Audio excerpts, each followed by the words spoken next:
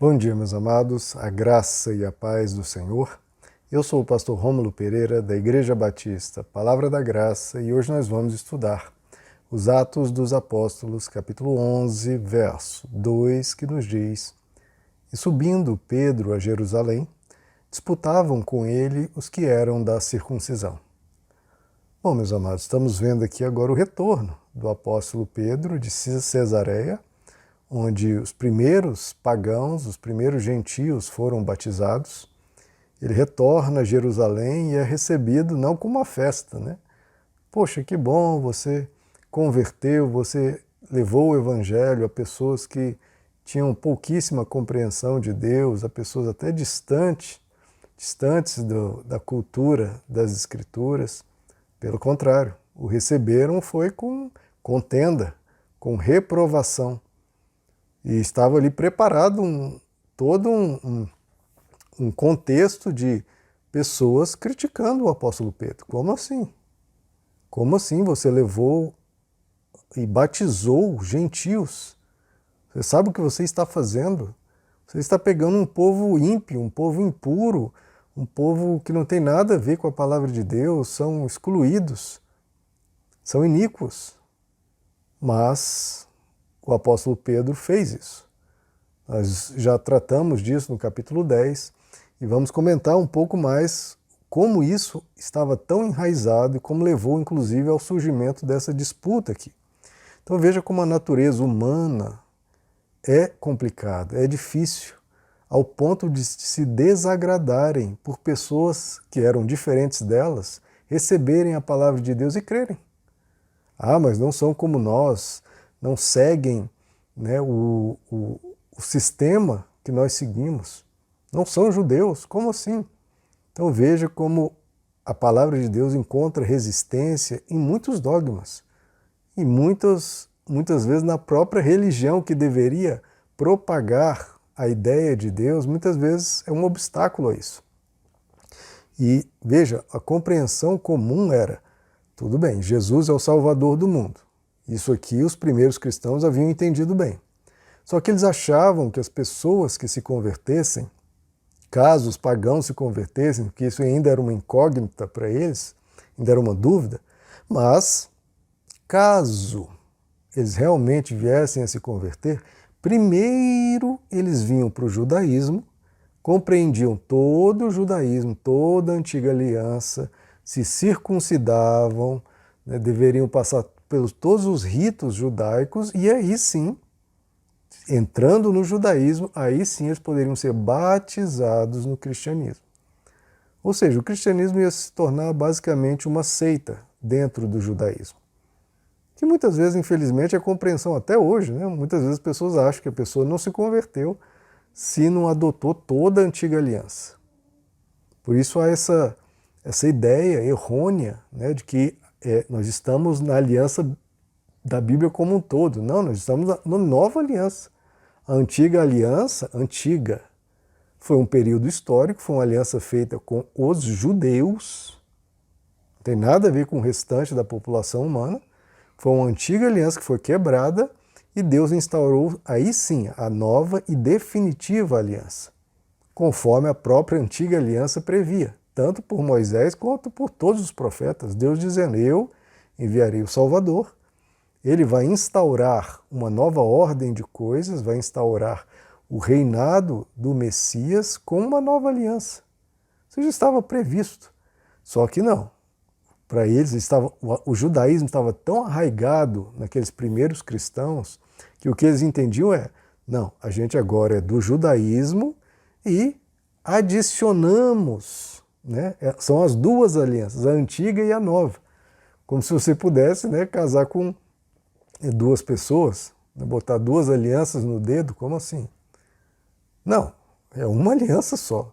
A antiga passou, instaurou-se a nova. A nova, obviamente, segue muita coisa da antiga. Vários princípios, vários valores que a nova importa da antiga, né? Que ela puxa da antiga diversas questões, e outras não. Inclusive essa questão de separar os gentios, os pagãos, como um povo excluído da aliança. Não. A aliança do Novo Testamento é para todos. Então a gente tem que mudar essa compreensão de quase judaizante que muitos cristãos têm, que uma pessoa, para se converter, precisa adotar todo o pacote da antiga aliança. Não. Ali tem informações históricas, tem experiências com Deus riquíssimas, tem valores e princípios corretos e bons, e tem coisas que passaram, que não convém mais praticarmos. O próprio Jesus diz, olha, vocês leram o que está escrito pelos antigos, mas eis que eu vos digo. Então veja como Jesus ele dá um passo além, ele vai muito além e traz um ensino muito mais profundo, muito mais amplo, muito mais inclusivo, muito mais bondoso do que os primeiros, né, da fé tinham condições de receber. Não tinham condições, Deus entregou algo parcial e depois entregou algo completo. É simples assim. Se uma pessoa não tem condição de receber um ensino de física quântica, ensina-se matemática básica. E depois coloca-se, aí sim, um entendimento completo. Então, isso eles tiveram muita dificuldade, os primeiros cristãos, de se separar do judaísmo, entender que a mensagem do Evangelho ela é nova, ela é a parte, ele é infinitamente superior, como o Novo Testamento diz e como o próprio Antigo Testamento diz. Então, negar isso é negar as Escrituras como um todo. A pessoa, não, a gente tem que adotar a Bíblia como um todo. E quando ela faz isso, ela nega a Bíblia toda. Porque a Bíblia toda diz que a antiga aliança passou e veio a nova. Essa sim, com toda a mensagem que Deus tinha para trazer, inclusive personificada na pessoa de Jesus. Isso é tão difícil de quebrar, queridos, como nós vimos na pessoa do próprio apóstolo Pedro, que conviveu 3 anos com Jesus e Jesus dizendo, ide pregai a toda criatura. Eis que naquele dia virão pessoas do Oriente e do Ocidente e se assentarão à mesa com Abraão, Isaque e Jacó. E Jesus falou tantas outras coisas, né, que os filhos do reino estarão por toda parte. Mas a dificuldade era tão grande que o apóstolo Pedro, como nós vimos no capítulo 10, necessitou, para quebrar esse preconceito dele, necessitou de uma visão, de uma ordem direta do Espírito Santo, de saber que Cornélio havia tido uma visão e o derramar do Espírito Santo nos gentios. Então 4 coisas foi necessário.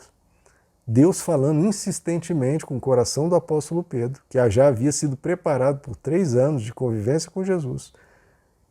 Isso tudo foi necessário para quebrar as barreiras do apóstolo Pedro. Então, não é de se admirar que aqueles que não passaram por toda essa revelação que o apóstolo Pedro teve, o resistiram face a face e o reprovaram. E nós vamos ver que isso é tão arraigado, tanto isso, que depois o apóstolo Pedro, inclusive, teve uma forte recaída e acabou sendo repreendido pelo apóstolo Paulo, aqui no livro de Atos, e nós vamos chegar lá.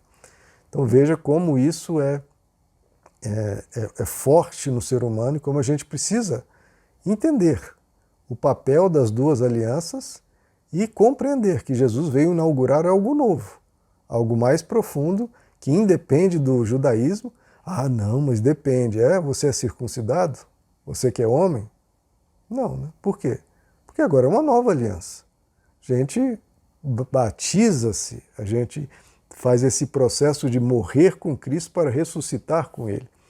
Então é tudo novo, é tudo melhor, é tudo mais profundo.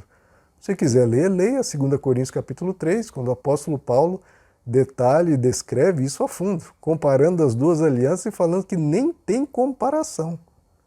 Tanto que a nova é superior. Ele diz, olha, a nova não tem nem como você comparar contigo, tão superior que ela é, em glória e em majestade.